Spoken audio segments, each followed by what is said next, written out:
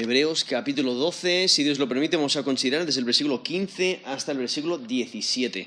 Hebreos capítulo 12, desde el versículo 15 hasta el versículo 17. Mira bien por tu estado espiritual y el de tus prójimos. Mira bien por tu estado espiritual y el de tus prójimos.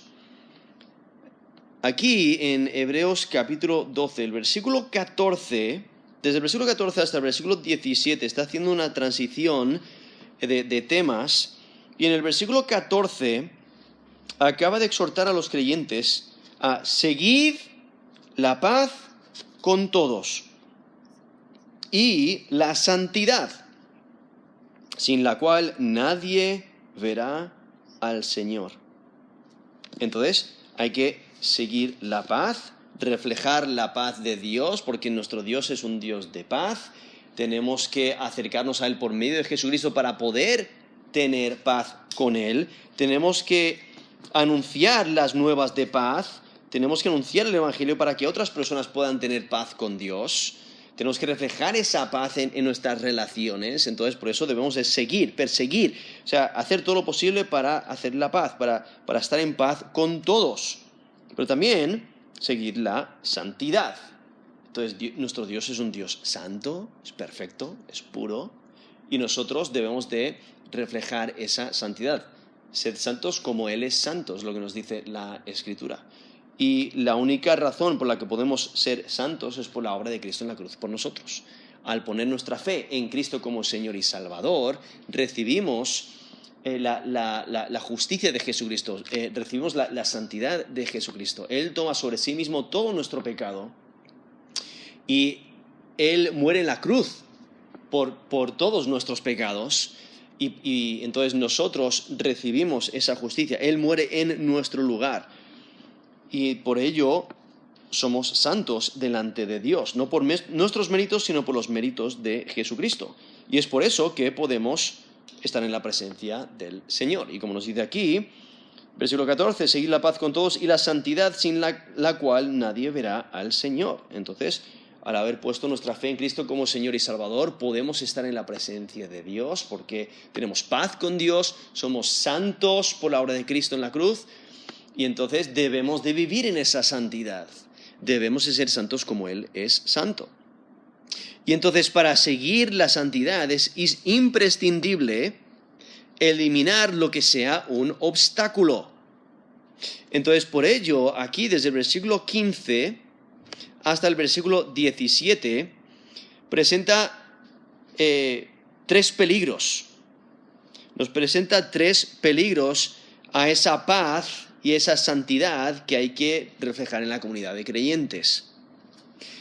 Y podéis notar que dice, mirad bien, esto es versículo 15, Hebreos 12, versículo 15, mirad bien, o sea, prestar atención, tener los ojos bien abiertos, estar vigilantes, mirad bien. Dice, no sea que alguno deje de alcanzar la gracia de Dios.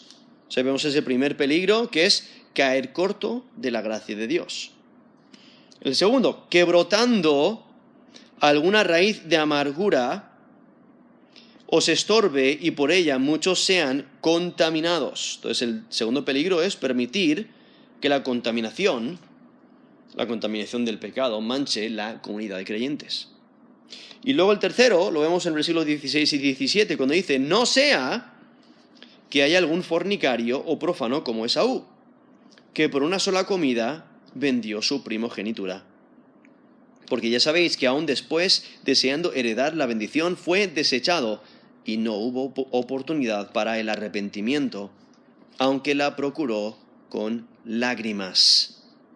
Entonces ahí vemos ese tercer peligro, que es básicamente por la conducta demostrar que uno no es creyente, demostrar que se rechaza el Evangelio y por ello se echa de la comunidad de creyentes, no recibe la herencia de los santos. Y entonces aquí vemos la importancia de mirar bien por nuestro estado espiritual, pero también ayudar a otros. O sea, mirad bien por el estado espiritual de tus prójimos también. Y por eso empieza con esas palabras, mirad bien. Y es que cada creyente tiene la responsabilidad de vigilar con cuidado a los demás miembros de la comunidad de creyentes. O sea, debe de velar por sí mismo, asegurarse que está bien con Dios, pero también debe de velar por los que le rodean, por los prójimos, aquellos que profesan ser creyentes. Quizás lo son, quizás no. Todo depende si han puesto su fe en Cristo como Señor y Salvador. Y si ese es el caso, pues van a dar fruto de ello.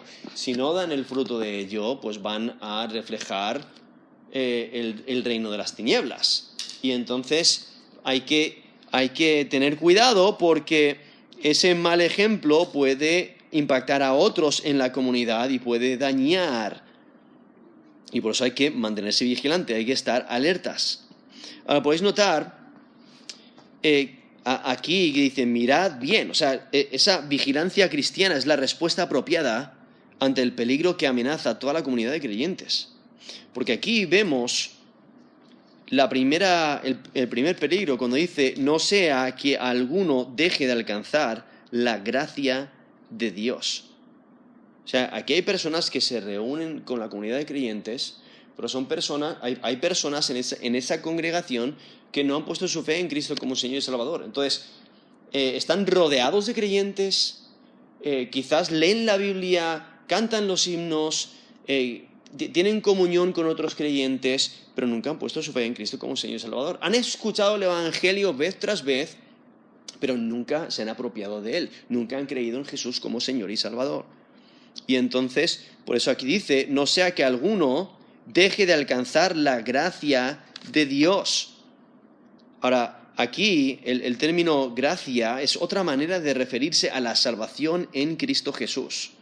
Entonces, lo que está diciendo es que quizás haya alguien en la congregación que no va a alcanzar la salvación porque no la ha buscado, o sea, no se ha apropiado de ella. Ha escuchado el Evangelio, pero no se apropia del Evangelio, no cree, no tiene fe para creer y por ello no alcanza la salvación de Dios, no alcanza la gracia de Dios. Ahora, el apóstol Pablo, en 2 Corintios 6, versículo 1, exhorta a las personas a no recibir la gracia de Dios en vano. Eso es 2 Corintios 6, 1, cuando dice, así pues nosotros como colaboradores suyos os exhortamos también a que no recibáis en vano la gracia de Dios. Recibir en vano es la idea de no apropiarse de ella, de no creer en el Evangelio, de escuchar el Evangelio, de quizás ver a otras personas recibir el Evangelio y creer en Jesús como Señor y Salvador, pero uno no se apropia de ello, uno no cree y entonces lo recibe en vano. Eso es 2 Corintios 6.1. También en Hebreos 3.12, cuando aquí presenta esa preocupación de que algunos rechacen el Evangelio que han escuchado. Ahí en Hebreos 3.12 dice, mirad hermanos, que no haya en ninguno de vosotros corazón malo de incredulidad para apartarse del Dios vivo. Eso es Hebreos 3.12.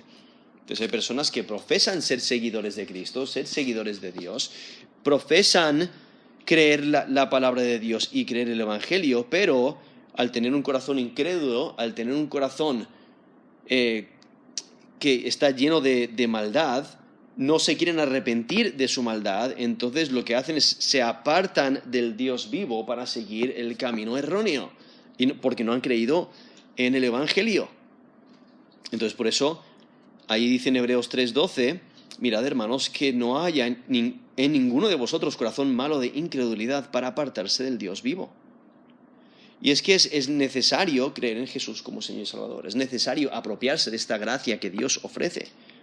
Es necesario poner la esperanza en la gracia, como nos dice en 1 de Pedro 1.13, dice, por tanto, ceñid los lomos de vuestro entendimiento, sed sobrios y esperad por completo en la gracia que se os traerá cuando Jesucristo sea manifestado.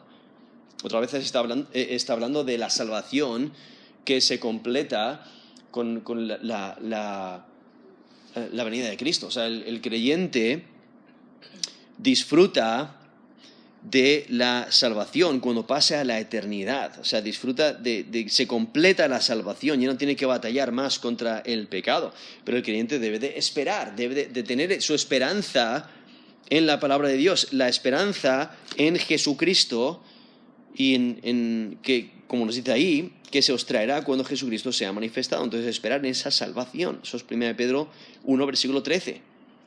Pero hay que esperar, hay que esforzarse, pero viendo que Dios es quien provee la salvación y nos ayuda a vivir nuestra salvación.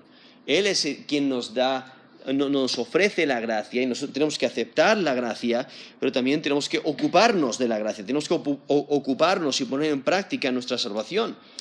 Por eso nos dice Filipenses 2, del 12 al 13, ocupaos en vuestra salvación con temor y temblor. Porque Dios es el que en vosotros produce así el querer como el hacer por su buena voluntad. Entonces tenemos que vivir nuestra salvación. ¿Cómo? Bueno, pues siguiendo la paz, como nos dice el versículo 14, aquí Hebreos 12 y 14, seguid la paz con todos. Y la santidad, entonces siguiendo la paz, siguiendo la santidad. Viviendo el Evangelio, viviendo en la salvación que tenemos. Por eso nos dice Filipenses 2:12, ocupaos en vuestra salvación con temor y temblor.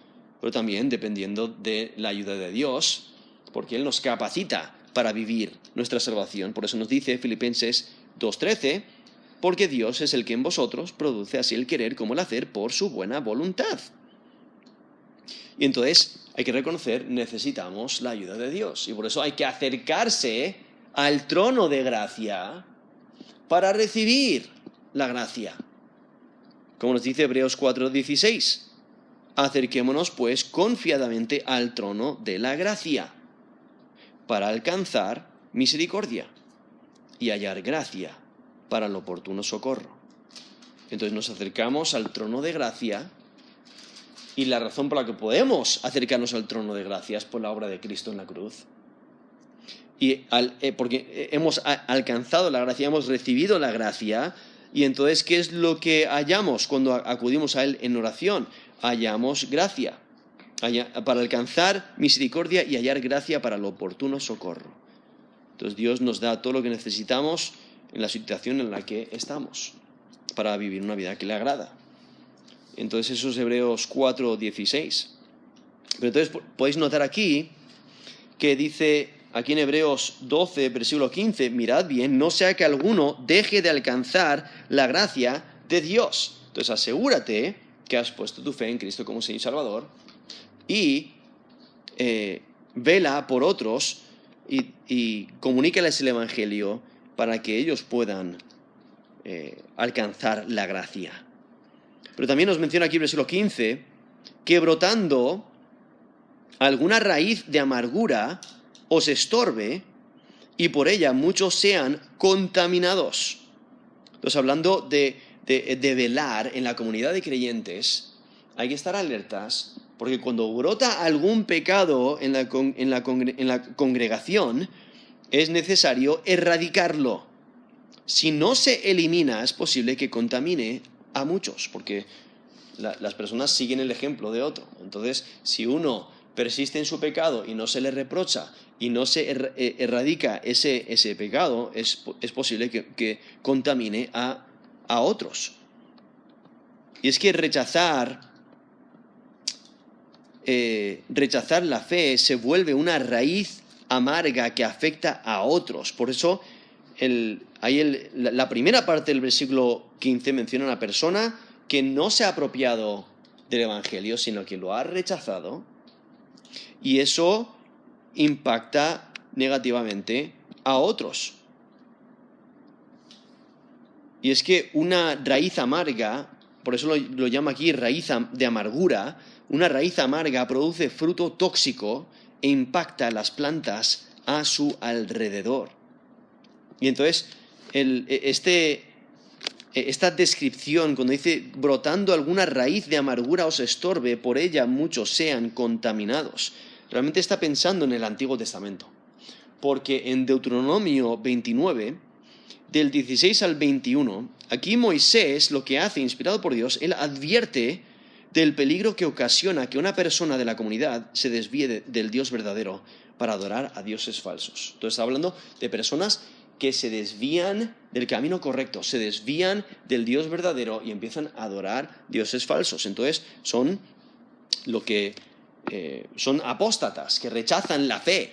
Aunque han tenido mucho conocimiento de la verdad, lo rechazan por adorar lo que es falso, por seguir lo que es falso. Y nos dice ahí Deuteronomio 29, del 16 al 21, porque vosotros sabéis cómo habitamos en la tierra de Egipto, y cómo hemos pasado por en medio de las naciones por las cuales habéis pasado, y habéis visto sus abominaciones, y sus ídolos de madera y de piedra y de plata y de oro que tienen consigo. No sea que haya entre vosotros varón o mujer o familia o tribu cuyo corazón se aparte hoy de Jehová vuestro Dios, para ir a servir a los dioses de estas naciones. No sea que haya en medio de vosotros raíz que produzca hiel y ajenjo. Y suceda que al oír las palabras de esta maldición, él se bendiga en su corazón diciendo: tendré paz, aunque ande en la dureza de mi corazón, a fin de que con la embriaguez quite la sed. No querrá Jehová perdonarlo, sino que entonces humeará la ira de Jehová y su celo sobre el tal hombre, y se asentará sobre él toda maldición escrita en este libro. Y Jehová borrará su nombre de debajo del cielo, y lo apartará Jehová de todas las tribus de Israel para mal, conforme a todas las maldiciones del pacto escrito en este libro de la ley. Eso es Deuteronomio 29, del 16 al 21. Y lo que hace el autor de Hebreos, inspirado por Dios, él repite esa advertencia. O sea, un miembro rebelde de la comunidad es una raíz amarga que amenaza a la comunidad de creyentes. Es que la amenaza es la contaminación, que es lo opuesto a la santidad que se debe de buscar, como nos ha mencionado ahí el versículo 14, cuando dice que hay que seguir la santidad. Y es que un rebelde en la comunidad de creyentes puede tener un efecto desastroso, al igual que una raíz tóxica puede dañar una cosecha. Y daña a la comunidad al destruir la paz. Daña a la comunidad al destruir la santidad que deben de estar buscando.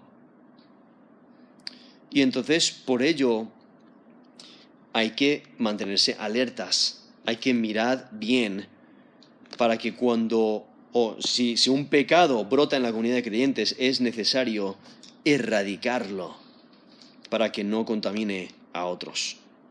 Pero entonces, aquí, del versículo 16 hasta el versículo 17, presenta el tercer peligro, que realmente, aquí usando el ejemplo de Esaú, básicamente está considerando a alguien que toma a la ligera lo que realmente tiene valor. Y cuando recibe el resultado de su decisión, luego se lamenta. Y por ello lo que hace es, la conducta de una persona demuestra que uno no es creyente y por ello es echado de la comunidad de creyentes. Y entonces aquí el versículo 16 dice: no sea que haya algún fornicario o profano como Esaú, que por una sola comida vendió su primogenitura, porque ya sabéis que aún después, deseando heredar la bendición, fue desechado y no hubo oportunidad para el arrepentimiento, aunque la procuró con lágrimas. Ahora aquí podéis notar donde describe a Esaú como fornicario y profano. Fornicario se refiere a ese término traducido fornicario, se refiere a la fornicación, que es básicamente inmoralidad sexual, ¿vale? De toda clase. Y también menciona aquí profano, que implica alguien que es impío, alguien que no cree, alguien que se enfoca en este mundo, vive para este mundo. Y entonces aquí se está dirigiendo a la comunidad de creyentes y les está diciendo: mira, no seáis personas impías, no seáis personas que solo piensan en lo temporal. Porque aquí vemos a Esaú, y de que por una sola comida vendió su primogenitura. O sea, ese término de primogenitura se refiere a un estatus especial. Al ser primogénito, especialmente en la antigüedad, tenía derechos de herencia que solamente le pertenecían a él. Pero él lo menospreció. Aquí esta tercera advertencia, vemos cómo usa el ejemplo de Esaú, que pierde su primogenitura y no la puede recobrar. Y eso es similar a un israelita que sufre las maldiciones del pacto, a quien Dios promete nunca perdonar, como vimos ahí en Deuteronomio 29, del 16 al 21. Porque ese texto en Deuteronomio 29 presenta las maldiciones que recibe alguien que rechaza al Dios verdadero, rompe el pacto, rechaza al Dios verdadero y se entrega a la idolatría, se entrega a los dioses falsos. Y eso es básicamente lo que hace Esaú. Él desecha lo que tiene valor y luego no lo puede recobrar. Y Esaú es profano porque se le describe como alguien que entrega su primogenitura rápidamente, sin dudarlo. Fue una persona sin valores espirituales. Él menospreció su primogenitura. Nos lo menciona ahí Génesis 25, del 29 al 34, cuando nos dice que guisó Jacob un potaje. Y volviendo Esaú del campo cansado, dijo a Jacob: te ruego que me des a comer de este guiso rojo, pues estoy muy cansado. Por tanto fue llamado su nombre Edom. Y Jacob respondió: véndeme en este día tu primogenitura. Entonces dijo Esaú: he aquí, yo me voy a morir. ¿Para qué pues me sirve la primogenitura? Y dijo Jacob: júramelo en este día. Y él le juró y vendió a Jacob su primogenitura. Entonces Jacob dio a Esaú pan y del guisado de las lentejas, y comió y bebió, y se levantó y se fue. Así menospreció Esaú la primogenitura. Entonces Esaú le vendió la primogenitura a su hermano por comida. O sea, él vendió su primogenitura por satisfacción de una comida. Y entonces lo que Dios nos está exhortando es a no ceder a lo temporal. Porque muchas veces tomamos decisiones incorrectas por la presión del momento. Porque pensamos en el ahora, pensamos en lo que necesitamos ahora, pensamos en lo que queremos ahora. Vivimos para el ahora, pero lo que Dios desea es que vivamos para el futuro, que vivamos para Él, que vivamos pensando en las cosas celestiales. No tiene sentido sacrificar lo valioso para conseguir lo temporal, lo inmediato, lo que no tiene valor. Y que mencione a Esaú como un fornicario puede ser porque se casó con mujeres extranjeras al pacto. Como nos menciona Génesis 26, el 34 al 35, cuando dice: Esaú era de 40 años, tomó por mujer a Judith, hija de Beeri Eteo, y Basemat, hija de Elón Eteo, y fueron amargura de espíritu para Isaac y para Rebeca. Eso es Génesis 26, del 34 al 35, donde Esaú se casó fuera del pacto. Se casó con mujeres que no servían al Dios verdadero. Y entonces por eso nos menciona allí en Génesis 26, 35, que fueron amargura de espíritu para Isaac y para Rebeca. O quizás al mencionar a Esaú como fornicario, quizás esté hablando de manera espiritual, que era un adúltero espiritual al realmente no servir al Dios verdadero de todo corazón, sino a tener lealtad dividida y adorar a dioses falsos. Pero aquí vemos cómo le describe como fornicario y profano, y entonces está diciendo, mira, que no sea, que haya algún fornicario o profano como Esaú que por una sola comida vendió su primogenitura. Ahí resalta esa importancia de ser santos y reflejar esa santidad y no sujetarse a la contaminación como hizo Esaú, sujetándose a lo malo y desviándose del camino recto. Y de todas formas, viendo cómo menciona profano, una persona impía, fornicario, lo cual nos dice que es Dios quien juzga a los inmorales, a los fornicarios, como nos dice Hebreos 13:4. Honroso sea en todos el matrimonio y el lecho sin mancilla, pero los fornicarios y los adúlteros los juzgará Dios. Eso es Hebreos 13, versículo 4. O también en Efesios 5, Versículo 3 dice, pero fornicación y toda inmundicia o avaricia ni aun se nombre entre vosotros como conviene a santos. Y saltando al versículo 5 dice, porque sabéis esto, que ningún fornicario o inmundo o avaro que es idólatra tiene herencia en el reino de Cristo y de Dios. Eso es Efesios 5, del 3 al 5. Entonces, básicamente, describiendo a una persona que persiste en esa actitud, persiste fornicando en ese caso, o persiste en maldad, pues no va a heredar el reino de Dios. Y entonces, continúa el texto aquí en versículo 17, hablando de Esaú, porque él se dio cuenta de su error.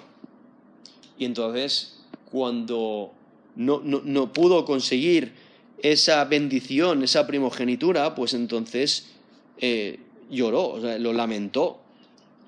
Esaú luego tuvo pesar por su acción precipitada. Él se puso en un lugar donde ya no había oportunidad de arrepentirse. No pudo cambiar la situación porque ya había tomado la decisión. Su decisión fue final. Su pérdida fue irrecuperable. Porque nos menciona en Génesis 27, del 30 al 41, menciona cómo, en ese texto, cómo Jacob le dice a Esaú, mira, tráeme comida y te voy a bendecir. Básicamente es la idea. Jacob se anticipa, engaña a su padre, vistiéndose como si fuera Esaú, y entonces Isaac bendice a Jacob. Y entonces, cuando nos dice en versículo 30, aconteció luego que Isaac acabó de bendecir a Jacob, y apenas había salido Jacob de delante de Isaac su padre, que Esaú su hermano volvió de cazar. E hizo él también guisados, y trajo a su padre, y le dijo, levántese mi padre, y coma de la caza de su hijo para que me bendiga. Entonces Isaac su padre le dijo, ¿quién eres tú? Y él le dijo, yo soy tu hijo, tu primogénito Esaú. Y se estremeció Isaac grandemente y dijo, ¿quién es el que vino aquí, que trajo caza y me dio y comí de todo antes que tú vinieses? Yo le bendije y será bendito. ¿Vale? Vemos como ahí no cancela la bendición. Dice, va a ser bendito, ha recibido la bendición, será bendito. Entonces, versículo 34, cuando Esaú oyó las palabras de su padre, clamó con una muy grande y muy amarga exclamación y le dijo, bendíceme también a mí, padre mío. Y él le dijo, vino tu hermano con engaño y tomó tu bendición. Esaú respondió, bien llamaron su nombre Jacob, pues me ha suplantado 2 veces y se apoderó de mi primogenitura, y aquí ahora ha tomado mi bendición. Y dijo, ¿no has guardado bendición para mí? Isaac respondió y dijo a Esaú, he aquí yo le he puesto por señor tuyo, le he dado por siervos a todos tus hermanos, de trigo y de vino le he provisto, ¿qué pues te haré a ti ahora, hijo mío? Y Esaú respondió a su padre, ¿no tienes más que una sola bendición, padre mío? Bendíceme también a mí, padre mío. Y alzó Esaú su voz y lloró. Eso es Génesis 27. Y bueno, todo ese capítulo menciona toda esa historia, pero he leído básicamente desde el versículo 30 hasta el versículo 38. Y es interesante porque aquí en Hebreos vemos como el autor inspirado por Dios, él equivale la bendición con la primogenitura. Aquí en Génesis 27 menciona la bendición y en Génesis 25 menciona esa primogenitura, y Jacob primero le compra la primogenitura con comida, y luego le roba la bendición. Y aquí el autor de Hebreos, inspirado por Dios, presenta la bendición y la primogenitura como vinculadas. Y aquí menciona, versículo 17, Hebreos 12, 17, porque ya sabéis que aún después, deseando heredar la bendición, fue desechado, y no hubo oportunidad para el arrepentimiento, aunque la procuró con lágrimas.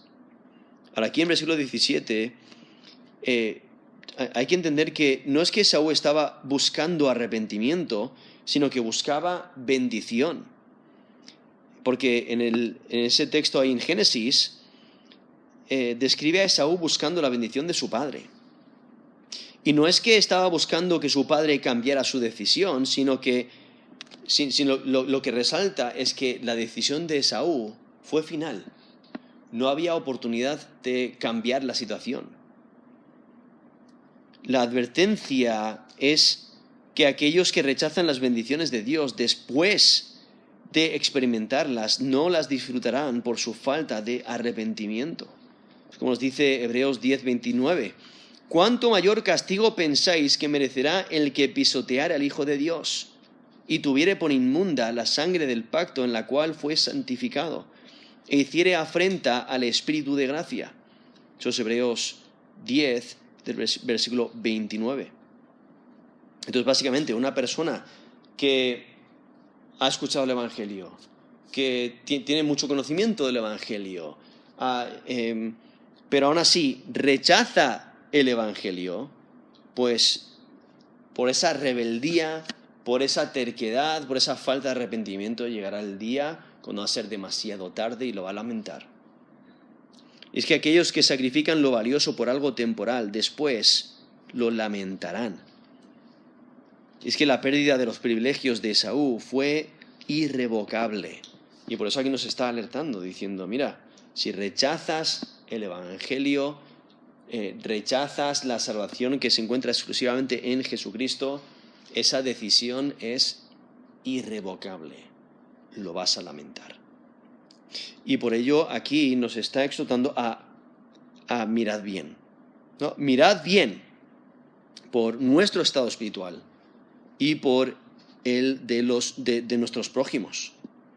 Porque podéis notar aquí estos tres peligros, ¿no? Caer corto de la gracia de Dios, permitid que la contaminación manche la comunidad y, al haber rechazado el Evangelio, demostrar que uno no es creyente y por ello, por la conducta se demuestra que no es creyente y entonces demuestra que no pertenece a la comunidad de creyentes. Por eso hay que mantenerse vigilantes y considerar nuestro estado espiritual y ayudar a otros en su estado espiritual. Por eso, mira bien por tu estado espiritual y el de tus prójimos. Vamos a terminar en oración.